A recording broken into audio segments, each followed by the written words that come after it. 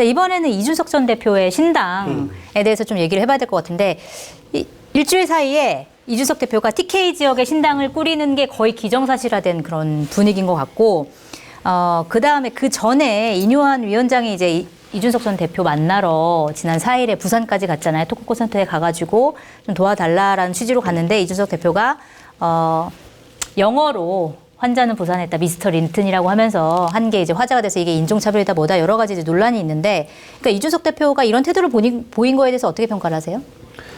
저는 좀 압박을 받았다고 봅니다. 그러니까 여러 가지로 심리적으로 심리적으로 압박을 받는 상태에서 인요한 위원장한테 필요 없는 태도를 취해서 논란을 만들었고 안철수 의 복집도 마찬가지 사건이고 네.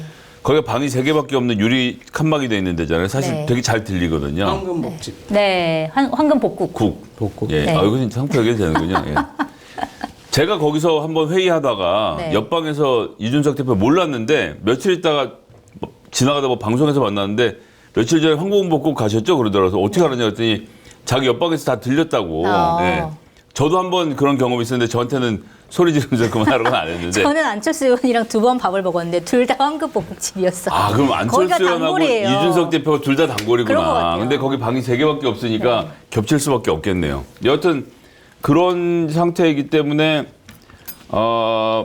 이준석 대표가 그런 점에서는 불필요한 논란을 만들었다고 봅니다. 심리적인 압박 때문에 나온 불필요한 논란이었다. 예, 뭐 그런 게 아닐까. 예. 알겠습니다. 어떻게 보세요? 그 복국집 사건은 네. 제가 만약 이준석이나 안철수였다면 네. 다 듣고 끝나고 문 열고 얘기 잘 들었어요. 여기 밥값 내가 계산할게요. 그랬을 것 같아. 네. 그러면 그 미담이 확 퍼지고 그럴 수 있죠. 와, 통 크네. 네. 이렇게 생각했을 텐데 서로 이제 좀스러운 사람들로 사람들한테 이제 비판받을 수밖에 없는 상황이죠. 네. 그래서 이제 이준석 대표가 이런 것들 때문에 미스터 린턴하고 안철수 씨 하는 바람에 역시 싸가지 없구나. 예의가 없구나. 이런 식으로 불필요하게 공격받는 것도 네. 좀 이준석 대표도 생각을 해봤으면 좋겠고 네. 그런 걸 갖고 이준석 대표 인성 문제를 거론을 하면서 네. 이준석 너는 정치할 자격이 없는 사람이야 라고 손가락질하는 사람들도 네. 너무 과한 비판이 아니냐라는 생각이 듭니다. 그렇게까지 할 정도는 아니다. 그게 이준석 스타일이거든요. 네. 그리고 이준석 대표가 그렇게 좀 권력자라든지 뭐 위에 사람들한테는 대들고 예의 없게 했을지 모르겠지만 네. 적어도 이준석 대표는 국민들한테 싸가지 없거나 예의 바르지 않은 행동한 적은 없는 것 같아요. 그러니까 그것을 좀 국민 여러분들이나 조절해서 시청자분들이 좀 봐야 된다. 좀 보셨으면 좋겠어요. 정말 이준석 대표가 싸가지 없고 예의 없으려면 네. 진짜로 막 욕을 하거나 막 행동으로 표하는 거 네. 그거나 아니면은 국민들한테 정말 버릇없게 예의 없게 말하는 거 그러면 진짜 이건 인성이 문제가 있기 때문에 뭐 정치해서는 안 될 사람이죠. 네. 근데 국민들한테는 잘하잖아요. 권력자들한테 대드는 거지. 네. 그거는 예의 없음이 아니라 어쨌든 청년 정치인이 정치권을 개혁하기 위한 하나의 수단과 방법으로 본인 스타일대로 하는 것이 아니냐는 생각이 듭니다. 알겠습니다. 자, 일단 이준석 전 대표 같은 경우 이제 TK 신당설이 나오고 있고 오늘은 또 대구를 찾았더라고요. 그래서 오늘 대구역에서 이제 기자들이랑 만나서 한 얘기가 대구에서 출마를 한다고 하면 가장 반개혁적인 인물과 승부를 보겠다라고 얘기를 했단 말이에요. 결국 이제 대구 출마를 거의 기정사실화한 것 같은데 어떻게 보세요? 누구랑 겨룰까요? 아니죠. 모르는 거예요. 모른다. 그러니까 이준석 전 대표 정도의 인지도를 갖고 있으면 네. 2월 15일에 정해도 돼요. 2월 15일. 네, 뭐 하나도 바쁠 것도 없고 급할 것도 없고 지금 먼지 없고 가서 저처럼 명함 돌리고 저 김성현도 할 이유도 없고. 네. 예, 그러니까 전 지역구를 그렇게 급하게 정할 거라고 보지 않고요. 네. 탈당 여부도 정해진 것도 아니에요. 신당 창당도 여기서는 장성철 소장님하고 저는 의견이 갈리는데 네.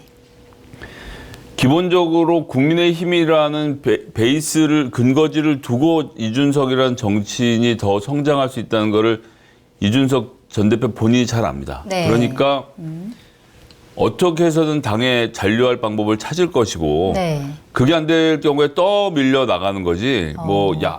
이번이 좋은 기회니까 내가 나가서 제3당을 만들어야지 이런 계획으로 지금 접근하고 있다고는 보진 않아요. 그렇군요. 실제로 저는 이준석 대표가 국민의힘을 사랑하는 마음에 대해서는 그건 존중하겠습니다. 그러면 얼마 전에 그 최재성 전 수석이 이제 이준석 그 전 대표가 선대위원장으로 화려하게 복귀할 가능성이 있다. 그리고 국민의힘에서 공천을 줄 텐데 그게 아마 대구 지역일 수도 있다. 이렇게 얘기한 거에 대해서 그럴 수도 있다고 보세요? 그렇게까지?